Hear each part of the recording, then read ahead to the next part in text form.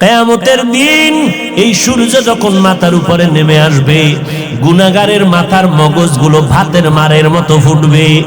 সূর্যের গরমে এই মাটির জমিনটা তামা হয়ে যাবে। আলাদা কোনো কিয়ামতের মাঠ হবে না। আমগো সিদ্ধিরগঞ্জ সহ গোটা দুনিয়ার জমিনটাই হবে কিয়ামতের মাঠ। এইটাই হবে মাঠ। আসমান থাকবে না, বিল্ডিং থাকবে না, পাহাড় গুলো তুলার মতো উঠতে থাকবে। পুরা জমিনটা সমতল হয়ে যাবে। মানুষ নাই, কিছুই নাই। যারা কবরে আছে আল্লাহ হুঙ্কার দিবে, এবার দাঁড়াও।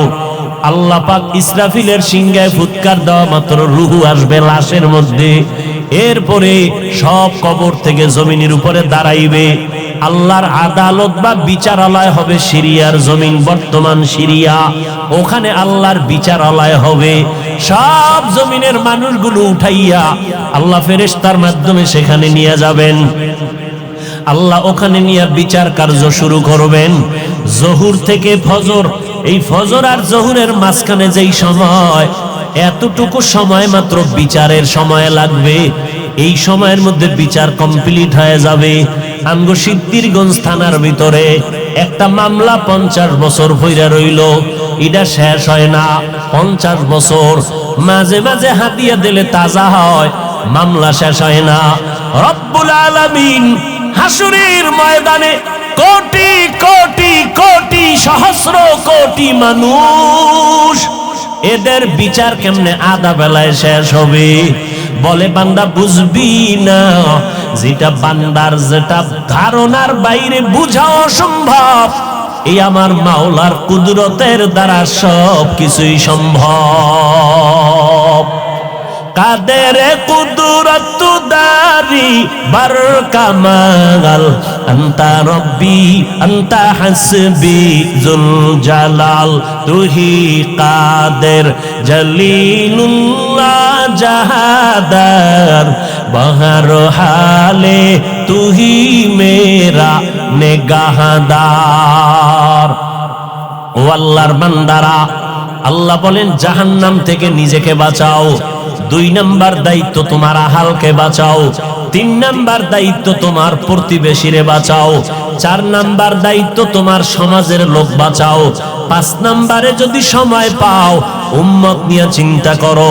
উম্মতের সিরিয়াল 5, সমাজের চিন্তা করবা সিরিয়াল 4, ঘরের পাশের লোকের চিন্তা করবা সিরিয়াল 3, নিজের মাইয়া বলা স্ত্রীর চিন্তা করবা সিরিয়াল 2। 1 নাম্বার সিরিয়াল, নিজে আগে জাহান্নাম থেকে বাঁচো। জাহান্নাম থেকে বাঁচার মানি গুনাহ থেকে নিজেরে বাঁচাও, কারণ গুনাহগারের পরিণাম ফল হলো জাহান্নাম।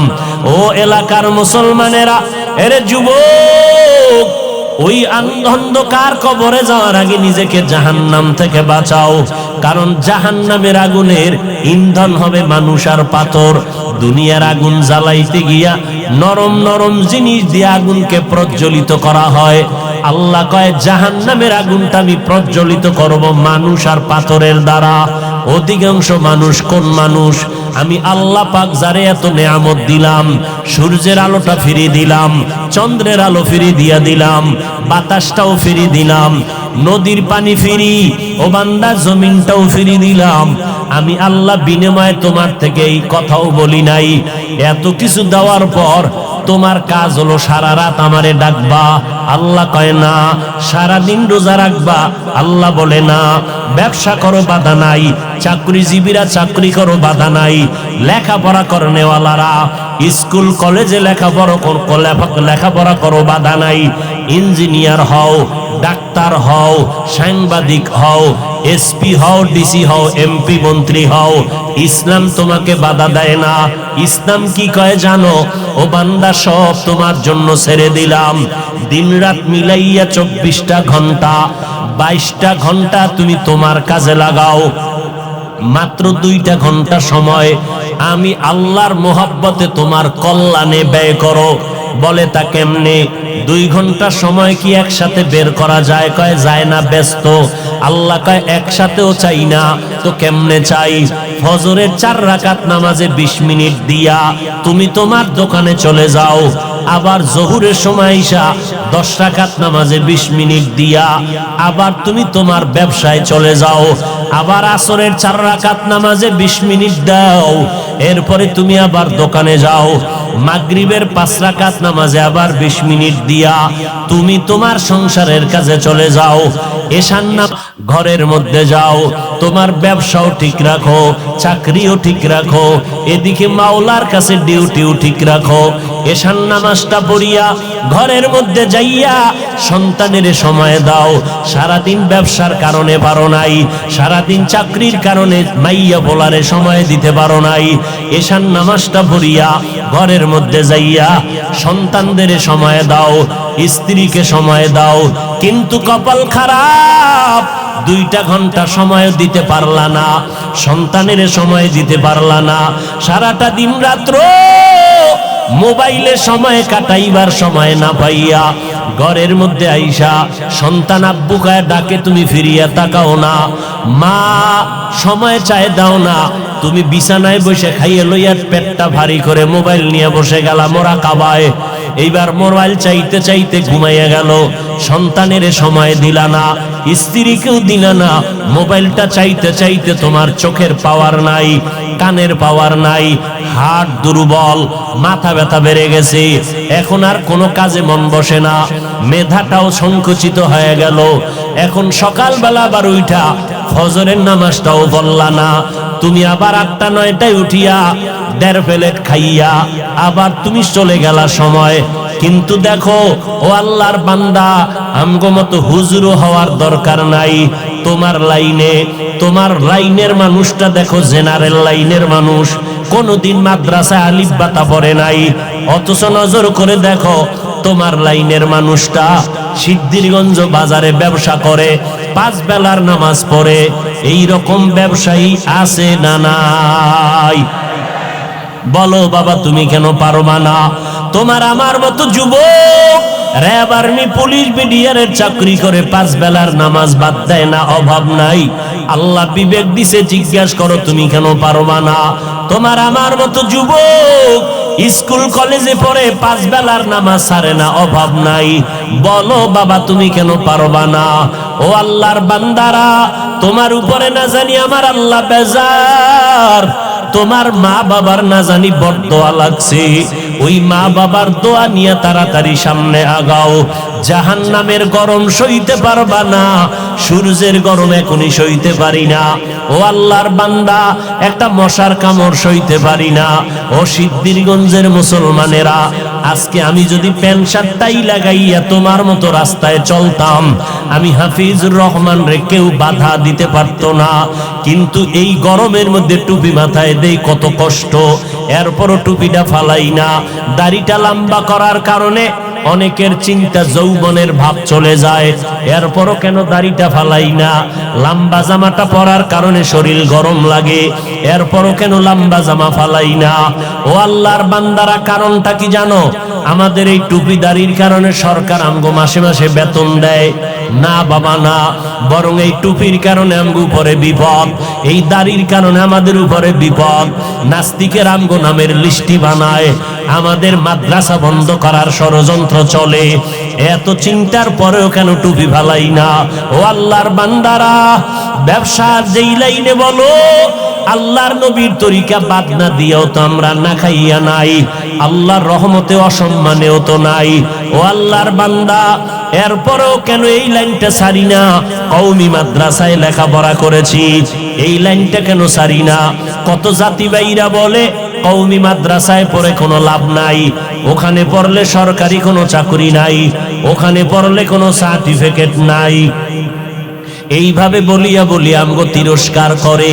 এই ভাইরা, একটু চিন্তা করে দেখেন, আল্লাহ তো বিবেক দিছে, চিন্তা করেন এত গরমের পরেও কেন নামাজ সারি না, টুপি সারি না? একমাত্র কারণ, আল্লাহর কোরআন পড়ে দেখলাম কোনো মিথ্যা নাই, নবীর হাদিসটা পড়ে দেখলাম কোনো মিথ্যা নাই।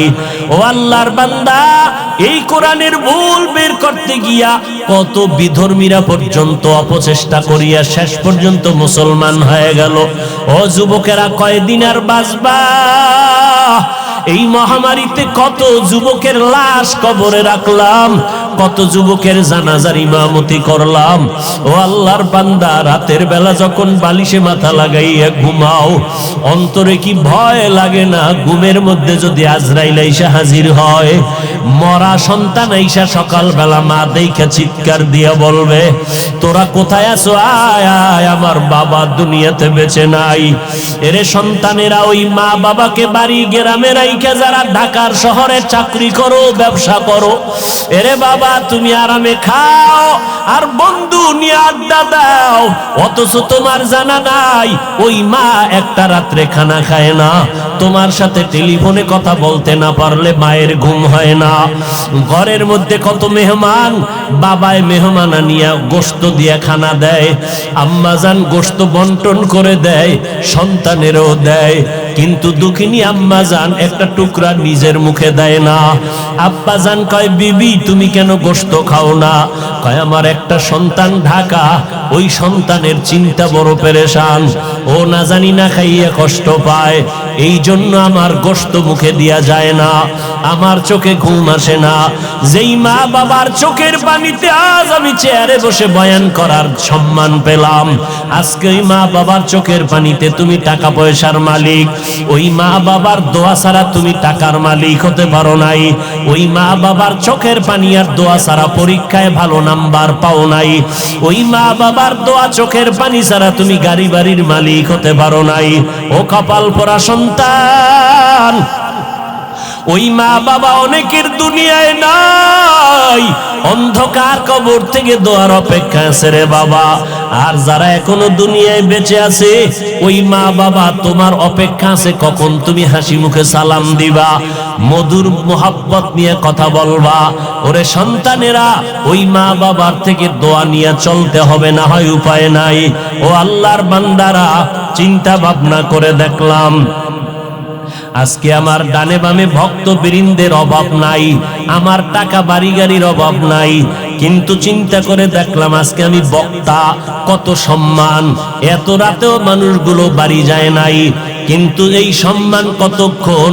দুইটা চক্ষু যখন বন্ধ হয়ে যাবে, আমার গায়ের জামা কাপড় সব কেটে রেখে দিবে, তিনটা সাদা কাপড়ের প্যাকেট যেদিন বানানো হবে, ওই দিন দেখবো কে আমার সাথে যায়। আসল বাস্তবতা হলো কেউ আমার সাথে আর কবরে যাবে না, তোমার কবরও যাবে না। তুমি কয় টাকার মালিক, এই প্রশ্ন ফেরেশতারাও করবে না।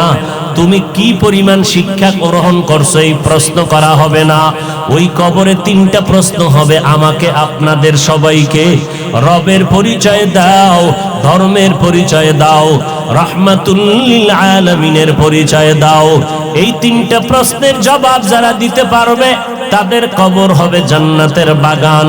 কারা পারবে? দুনিয়াতে যারা রবের গোলামি করে যাবে, দুনিয়াতে যারা ইসলাম অনুযায়ী চলবে, নবীর সুন্নাত অনুযায়ী আঙ্গুলের নখগুলো কাটবে, মাথার চুলগুলো নবীর তরিকায় রাখবে, জুতা দুইটা নবীর তরিকায় পরবে, বাথরুমে ঢুকতে আর বের হইতে নবীর সুন্নাত যারা মানবে, আমার পোশাকটা গায়ে পড়তে খুলতে নবীর তরিকা আছে যারা মেনে চলবে, এরা যখন কবরে গিয়া জবাব দিবে, জান্নাত হয়ে যাবে। কিন্তু আপনি আমি চিন্তা করেন, রবের গোলামি কি পরিমাণ করেছি, আল্লাহর দ্বীন ইসলাম কি পরিমাণ মেনে চলেছি, অথচ এক বেলার নামাজও পড়তে পারি না, মা বাবার খেদমত করিয়া তো দোয়াও নিতে পারি নাই।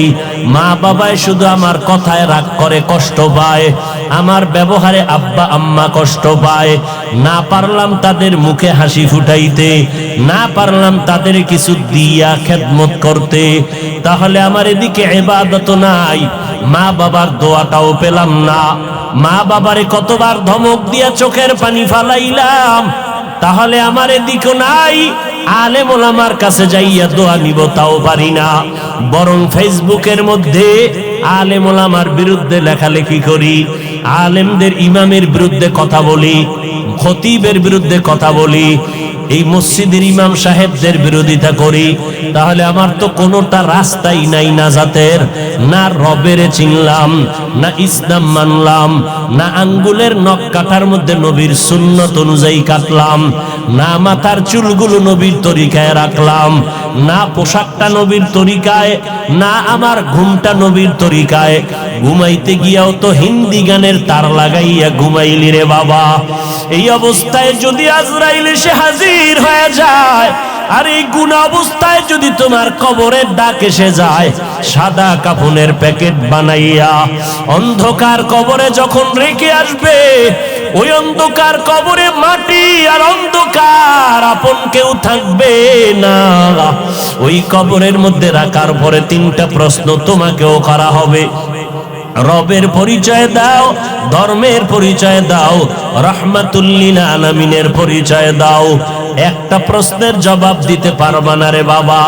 আমি কিন্তু এতক্ষণ বয়ান করিয়া স্কুলের পড়া নিষেধ করি নাই, কিন্তু খবরদার, কারো চাকরি ছাড়তে বলি নাই, কারো ব্যবসা বন্ধ করতে বলি নাই, বরং 22 ঘন্টা সময় তুমি তোমার লেখাপড়া চাকরি ব্যবসায় দাও। মাত্র 2টা ঘন্টা সময় 20 মিনিট 20 মিনিট করে 5 বেলার নামাজে দাও। মা বাবার দোয়া নাও, ওলামায়ে কেরামের দোয়া নিয়ে আমল করো। লেখাপড়াও বন্ধ হবে না, চাকরিও যাবে না, ব্যবসাও নষ্ট হবে না। এরপরও সুযোগ পাইয়াও যদি আল্লাহর হুকুম মতো নামাজে না যাও, ওই কবরে 3টা প্রশ্নের জবাব দেওয়া সম্ভব হবে না। মদিনার নবী বলেন, এই বেঈমান নাফরমান যখন জবাব দিবে না, সাথে সাথে আল্লাহ পাক গাইবে আওয়াজ দিবেন, ও কবরের ফেরেশতা, এই নাফরমানের কোনো সময় দিও না।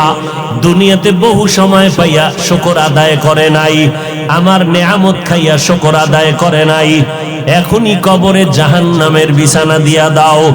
কবরের মধ্যে জাহান্নামের সাথে রাস্তা বানাও। পুরা কবরের মধ্যে জাহান্নামের আগুন, একটা না, 2টা না, 99টা সাপ কবর ভরে যাবে। আল্লাহ গাইবি আওয়াজ দিয়া রাগান্বিত হয়ে বলবেন, ও কবরের মাটি, এই নাফরমানকে 2 পার্শ্ব থেকে জোরে জোরে চাপ দাও। এত জোরে চাপ দিবে পাজরের হাড্ডি চুরমার হয়ে যাবে। ও আল্লাহর বান্দারা, এই কথাগুলো নবীর হাদিস থেকে শুনাইলাম। মনে মনে চিন্তা করো, নবীর হাদিস তো মিথ্যা হতে পারে না, কারণ আমার নবী 63 বছর জীবনে একটা মিথ্যা কথা বলেন নাই। আম্বিয়ায়ে কেরাম, ওলামায়ে কেরামের কথা মিথ্যা হতে পারে না। 1জন 2জনে মিথ্যা বলতে পারে, লক্ষ লক্ষ নবীদের কথা মিথ্যা না, লক্ষ লক্ষ সাহাবায়ে কেরামের কথা মিথ্যা নয়, কোটি কোটি ওলামায়ে কেরামের কথা মিথ্যা না। অতএব এই গুনাহগারের জন্য জাহান্নাম সত্য। এখন উপায় হলো তওবা করা। এই গভীর রাত সবার কপালে তওবা নসিব হবে না। আল্লাহর কাছে যার দিলটা নরম, মনে মনে আল্লাহকে ডেকে বলবে, হে মালিক, এই ময়দানে আমার মতো গুনাহগার কেউ নাই, গুনার কারণে আমার হাত না পাক, চোখ না পাক। ও আল্লাহ, এই ময়দানে আমার মতো গুনাহগার কেউ নাই। আয় আল্লাহ, আজ আপনার কাছে গোপনে ক্ষমা চাইতেছি, আর গুনার কাছেও যাব না। আমার হাতের দ্বারা, আমার জবানের দ্বারা কত অন্যায় করেছি, আমার কথায় কষ্ট পায় কত মানুষের চোখের পানি পড়ল, আলেম রে কাদাইলাম, মা বাবারে কাদাইলাম। ও আল্লাহ, তুমি মাফ করে দাও। আমার মায়ার নবী বলেন, চোখের পানি ছেড়ে যারা তওবা করবা, তাদের গুনাহ সাথে সাথে মাফ হয়ে যাবে। ও আল্লাহর বান্দা, ওরে যুবক ও বৃদ্ধ বাবাজি, ও পর্দার আড়ালের মা, দুনিয়াটা কিছুই না, সাদা কাফনের প্যাকেট। যেদিন হয় আজকে গুনাহ থেকে তওবা করে নিলাম। ও আল্লাহ, আমাদের তওবা কবুল করে নেন। আমাদের তওবার উপরে মজবুত হইয়া চলার মরণ পর্যন্ত তৌফিক দান করেন, আমিন। আতিনা ফি দারে দুনিয়া না হাসান, আতিনা ফি দারে উকবা না হাসান, ইয়া গিয়াসাল মুস্তাগীসিন ইহদিনা লাফতিখারা বিল উলুমি ওয়াল গিনা। হর গরিদে নেক তু তৈয়ার হে, जो न मांगे उससे तू बेजार है। আল্লাহ তাআলা বলেন, ও দুনিয়ার মানুষ, আমি তোমাদেরকে কর্মসূচি দিলাম, দুনিয়াটা তোমাদের জন্য জেলখানা। কারণটা কি জানো? জেলখানায় সবাই ঢুকতে চায় না, আবার একবার ঢুকলে মন মতো বের হতে পারে না। দুনিয়ার মানুষ, ঈমানের বাউন্ডারির জেলখানায় যারা ঢুকছো, মন চাইলে বিড়ি টানা যাবে না, মন চাইলে এখন গালি দেওয়া যাবে না, মন চাইলে চুরি ডাকাতি করা যাবে না। কারণ ইসলামের বাউন্ডারির মধ্যে চুরি করার অনুমোদন নাই, বিড়ি টানার অনুমোদন নাই। ইসলামের খাঁচার ভিতরে কারো হক নষ্ট করার অনুমোদন নাই, কাউকে গালি দেওয়ার অনুমোদন নাই। আরে মানুষ কেন, ইসলামের বাউন্ডারির মধ্যে আল্লাহ তাআলার কত সুন্দর আইন।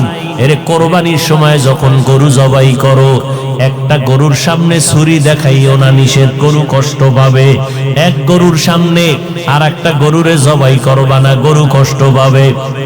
গরুটারে রশি দিয়া বাইদা জমিনের মধ্যে শোয়াইয়া 1 সেকেন্ড দেরি করবা না।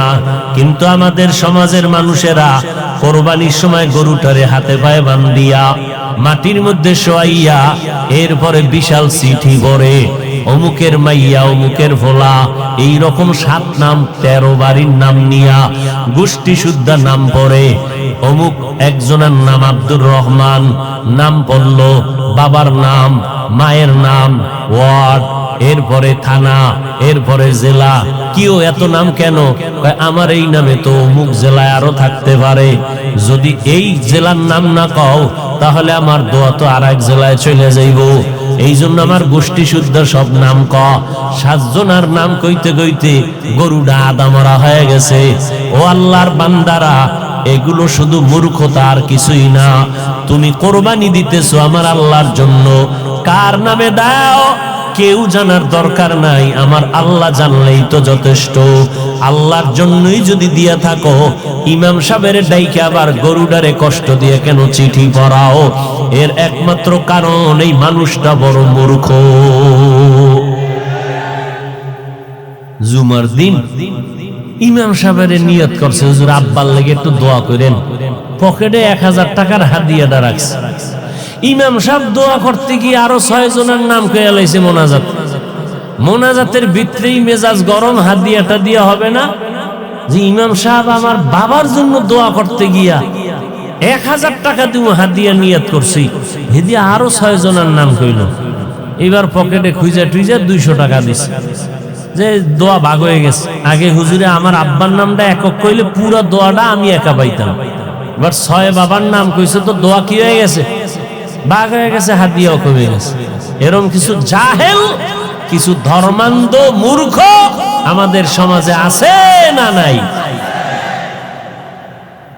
আল্লাহ হেদায়েত দান করুন। हकीकत से तो दुनिया बेखबर है, दुनिया की नुमाइश पर नजर है। नमी गुयाम के अज दुनिया जुदा बाश, बहर कारे के बाशी बा खुदाबाश। আর মসজিদের ভিতরে তো এখন নামাজের জায়গা রেজিস্ট্রি করা থাকে, ঠিক না? এইটা সভাপতি, এইটা এমপি, এইটা সেক্রেটারি, এইটা হইলো সদস্য সচিব। এখানে যদি সভাপতি না আইয়ে ও জায়গাটা খালি থাকবে, এই অবস্থায় নামাজ। যদি এখানে একজন হান দে তো এর চাকরি যাওয়ার আগে ইমামেরটা নাই, বেদবি। এই যে কর্মকাণ্ডগুলো আল্লাহর ঘরে, এগুলো সব হারাম।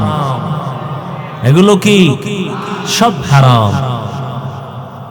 এরপরে আবার এখন তো চেয়ারম্যান, বিশাল দামি দামি চেয়ার লয়ে বয়া চেয়ারম্যান হইয়া, ইউনিয়নে চেয়ারম্যান একজন, জুমার দিন মসজিদে চেয়ারম্যান 13 জন। চেয়ার লয়ে বয়ে বয়া ইমামের বয়ান নাই, হে ঘুমায় ঘুমায় আরশে আজিম ঘুরতেছে।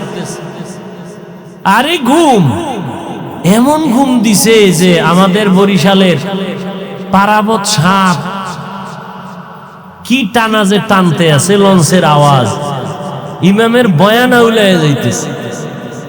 যখন একামত, চেয়ারম্যান 13 জন খারায় আল্লাহু আকবার, কিও দাদা অজু কেনা, অজু কি ঘুমাইলেন কেনা, কি ঘুমাইছি মোরা খাবায় না ছিলাম। এরকম চেয়ারম্যান আছে না নাই? কিয়ামতের আলামত, বান্দা আল্লাহর সাথে মোহাব্বতের পার্সেন্ট যত কম, তার বাস্তবে তার কাজটাও ওই রকম কম। আমার আব্বার মাজা ব্যথা, ঢাকা আনলাম, ডাক্তার দেখাইলেন, ডাক্তার কয় চেয়ারে বইয়া নামাজ পড়বেন। আমার বাসায় আইসা দেখি মাটিতে বইসা, ফ্লোরে বইসা নামাজ পড়তেছে। কেউ চেয়ারে না, ডাক্তার কইছে। তো বাবা চোখের পানি ছেড়ে বলে, মাওলারে একটা সেজদা দিমে, যদি মাটিতে কপাল না লাগাইতে পারি। একই কান্দে দিছে।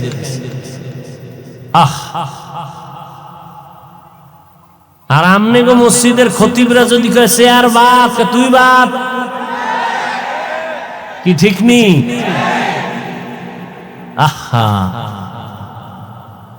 আচ্ছা, আমনের মাজায় সমস্যা, হাঁটুতে সমস্যা, একটু উঁচা জায়গায় বইয়ে পড়বেন, এই তো। তো একটা টুল মিলিত হয়, হাতাওয়ালা দামি চেয়ার, আবার স্প্রিং লাগাই লইছে নিচে দিয়া, ঘুরে।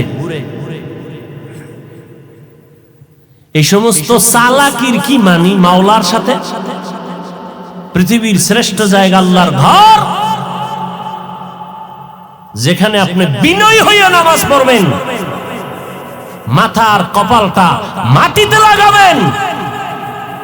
আমার রাসূল বলেন, আস-সাজিদু ইয়াসজুদু ইলা কদামির রহমান।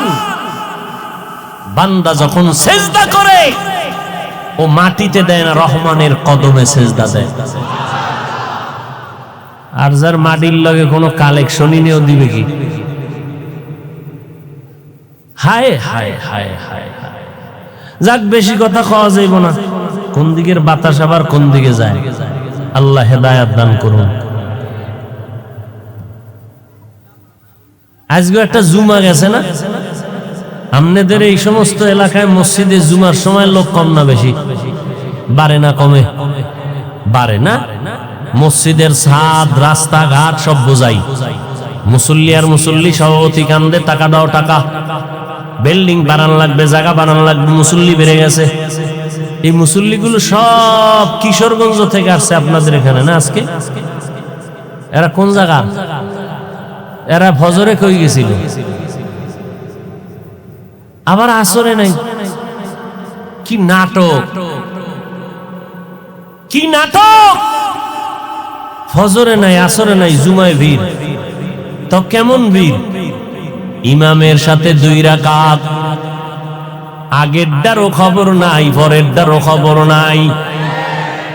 আবার আমার মতো এক মোল্লা ফতুয়া দিয়ে দিছে, জুমার আগে সুন্নাত লাগে না।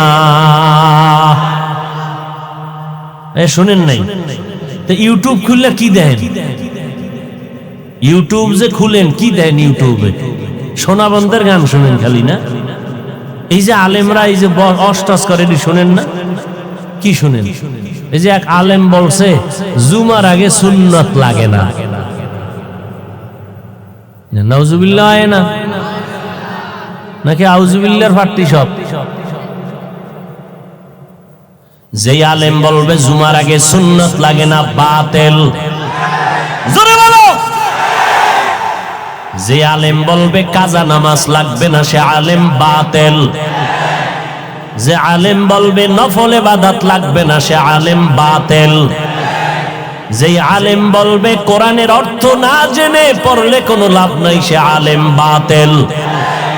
যে আলেম বলবে ছোট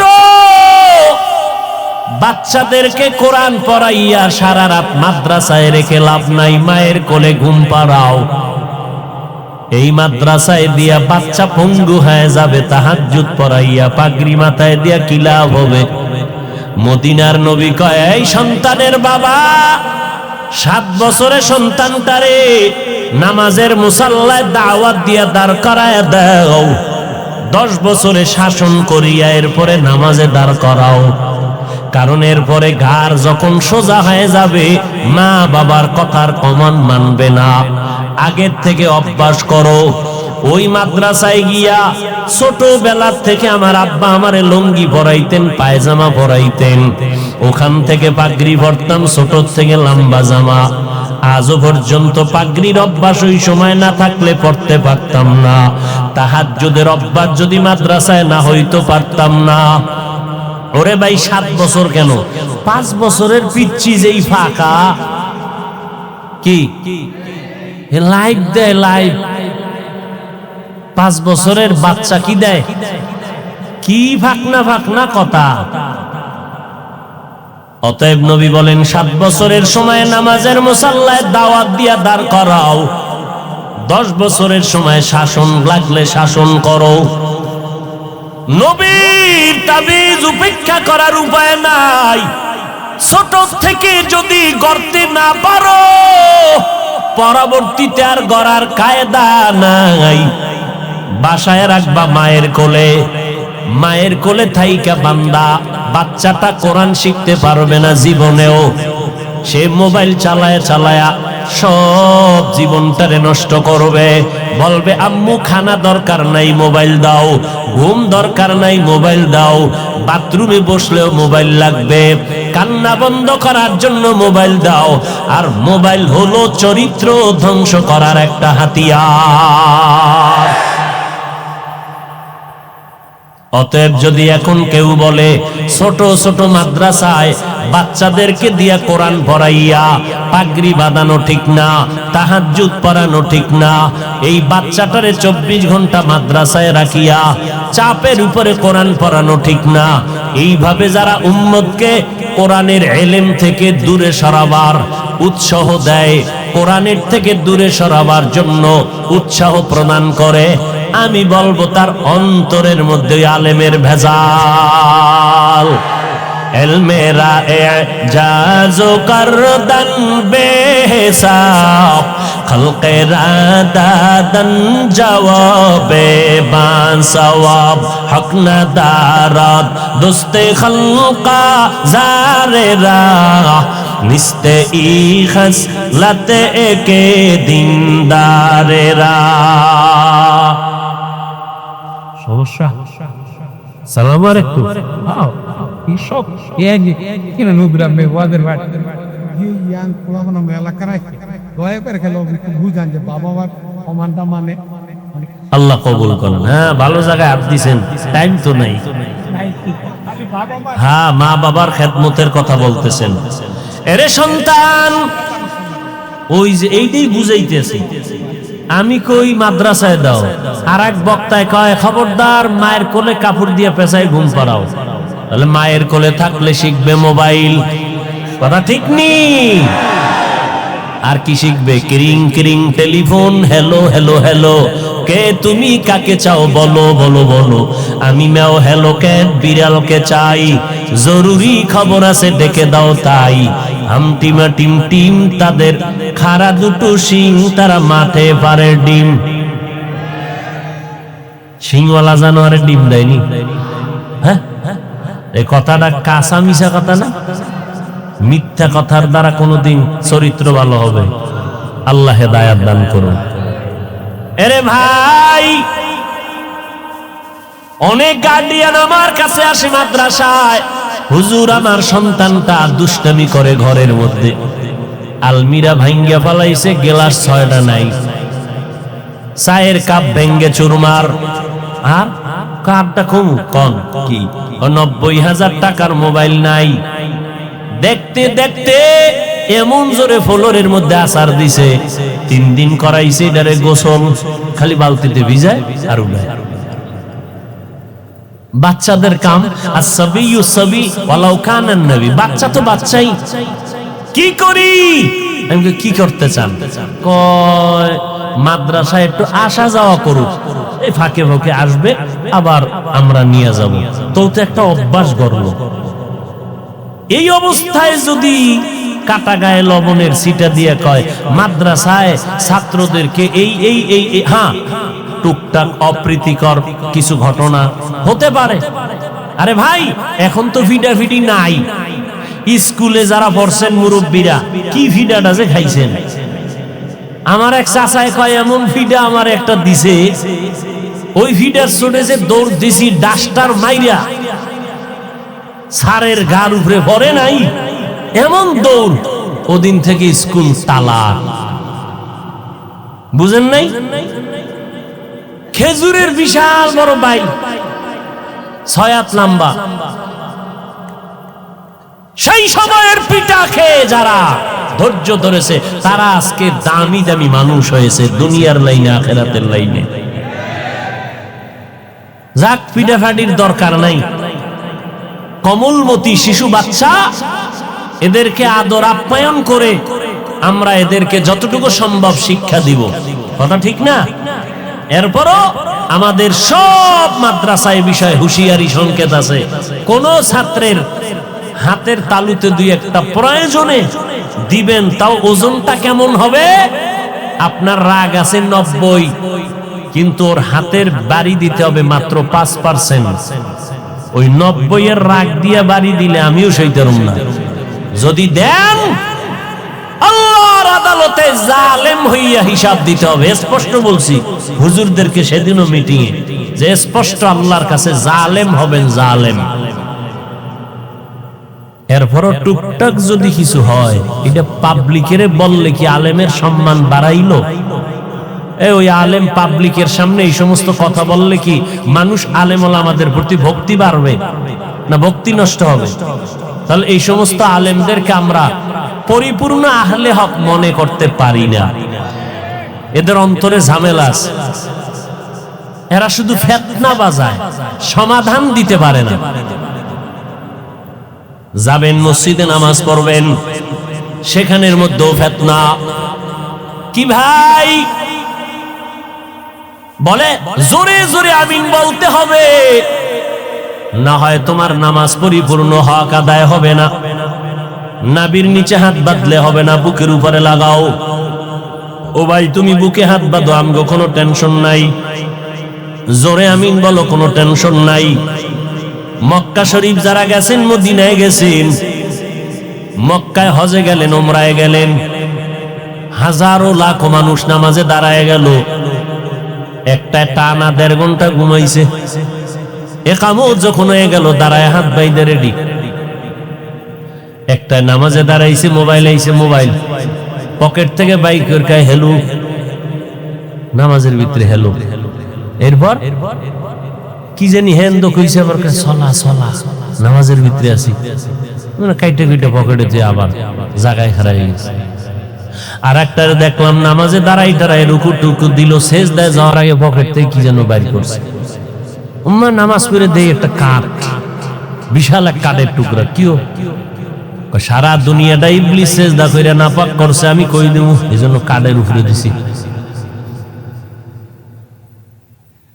এত ফেরকা সৌদি, মক্কা, মদিনায়, কিন্তু কই কিলাকিলি নাই, গীবত শেকায়াত নাই, কোনো দ্বন্দ্ব নাই। বুঝলাম না আমার সোনার বাংলার মধ্যে এত ধাক্কা ধাক্কি মুসলমানের মধ্যে ঢুকলো কেন? এত গীবত শেকায়াত কেন? চরমনের বিরুদ্ধে গান, তাবলিগের বিরুদ্ধে গান। তাবলিগে গিয়া কোনো লাভ নাই, চরমনায় গিয়া লাভ নাই। ও আল্লাহর বান্দারা, কওমি মাদ্রাসায় পড়ে লাভ নাই, দেওবন্দীদের কাছে গেলে লাভ নাই, হাটহাজারি গেলে লাভ নাই। এই সমস্ত কথা বলে বলে মানুষকে বিভ্রান্ত করা হয়। আমি এক ওয়াজে বললাম, আপনার কথা আমি 1 মিনিটের জন্য মেনে নিয়ে বললাম, খোদার কসম চরমনাই যাব না, তাবলিগেও যাব না, উজানিও যাব না, বাহাদুরপুর যাব না, নানুপুরেও যাব না, কোন পীরের দরবারে যাব না, তাবলিগেও যাব না, দেওবন্দে যাব না, কওমি মাদ্রাসায় যাব না, হাটহাজারি যাব না। যাব কই? ঠিকানাটা দাও ভাইজান, এমন এক ঠিকানা দাও যেখানে গেলে দাড়ি কামানেওয়ালার দাড়ি উঠবে, যেই ঠিকানায় গেলে আমি বান্দার দিলটা নরম হবে, যেই ঠিকানায় যাওয়ার পর ওই আলেমের বয়ান শুনলে চোখে পানি আসবে, গাঞ্জাখোর গাঞ্জা ছেড়ে দিবে, বেনামাজি নামাজি হবে, সুদখোরেরা সুদ ছেড়ে দিবে। এমন একটা ঠিকানা দাও, তাহলে ওই জায়গায় যাব, কোনোদিন দেওবন্দীদের কাছে যাব না। ও ভাইজান, যাইতেও নিষেধ করলেন, আলাদা কোনো ঠিকানাও দিলেন না। আমগো মাঝখানে ফালাইয়া আপনি মজা নিবেন? না না, আমরা আল্লাহর আদালতে বিচার দেব। আসলে আপনি আমাদের বন্ধু না, আপনি বেঈমান বিধর্মীদের পাচাটা গোলাম। এখানে তো অনেক শিক্ষিত মানুষ, আমার মোহাব্বতের মানুষ, আমি সবাইকে মনে করি যেহেতু পাশের মানুষ, একেবারে নির্দ্বিধা একজনে বলেন যাব না, আমি মেনে নিছি, কসম খাইছি না আল্লাহ, 1 মিনিটের জন্য আপনার কথা মানলাম, যাব না, চরমনাই যাব না, আবু হানিফার মাযহাব মানবো না, বাদ, সব বাদ, মাযহাবও মানবো না, চরমনাই যাব না, উজানি যাব না, তাবলিগে যাব না, কওমিতে যাব না। কোথায় যাব ঠিকানা দাও। যেখানে গেলে বয়ান শুনলে কান্না আসবে এমন এক আলেমের ঠিকানা দাও দাও। যেখানে গেলে বেপর্দাওয়ালা পর্দাওয়ালা হবে, দাও ঠিকানা।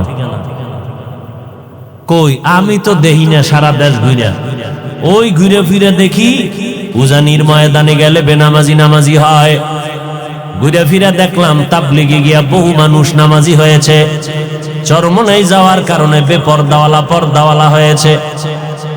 অতএব এদের বিরোধিতা করে কোনো লাভ নাই। যারা এই সমস্ত লাইনের বিরুদ্ধে কথা কয় এরা আহলে হক হতে পারে না। আরে ভাই, এখন রাত বাজে ঘটে, এখন এই চিল্লা চিল্লি মানুষে ঘুমাইবো না?